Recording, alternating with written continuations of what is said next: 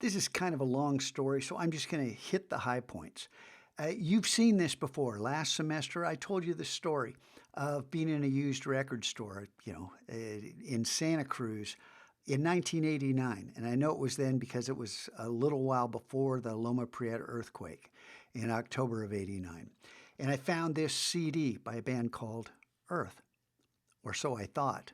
But, dyslexic me, it wasn't Earth, it was Heart.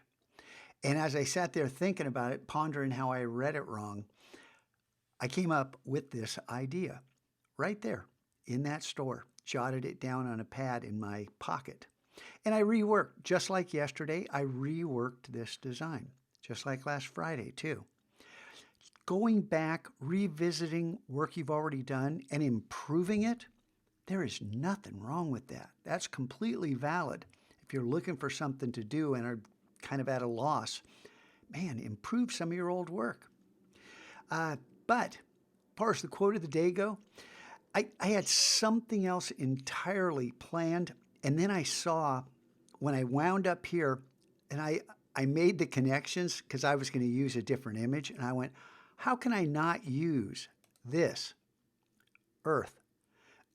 Because this quote is taken from a book called Earth by David Brin, written before the internet existed. Read this, because think about how prescient it was. There are so many things that are in this novel that have come to pass since he wrote this in, 1987, 88. And this, what he's talking about here, is exactly what we do with books now.